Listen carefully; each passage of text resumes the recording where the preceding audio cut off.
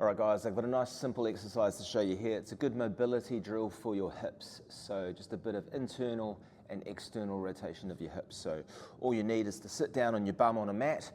Use a mat because then you can use the width of the mat as a guide to put your feet outside. So you want your feet flat on the floor, just to the outside of the mat. You've got your hands behind you.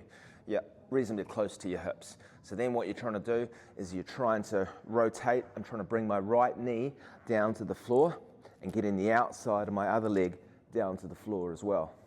So I'm gonna be stretching all through the outside of this leg and also stretching through the inside of my left leg there. So you can usually, I like to start off just 5 or 6 seconds, hold one side and then come up and rotate over the other. Hold it again for another 5 or 6 seconds, feel the stretch. And then usually what I do is I just alternate side, touching down, touching my knees to the floor, the outside of my other leg, and then I come up and over the other way. So just give it sort of a 2-second touchdown, feel the stretch, and then just try and get a bit of movement going, loosen up those hips.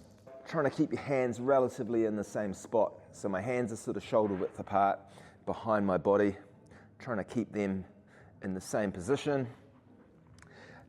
And then if I can keep them in the same position, that gives me an idea of how far or how much mobility I've got maybe on one side of my body compared to the other. So if my hands are in the same spot, my legs are in the same spot, or my feet are in the same spot, then the only limiting factor is going to be the flexibility. And most people generally are a little bit tighter on one side of the body compared to the other. So this will just give you that awareness of what's tight and what might need a bit more focus.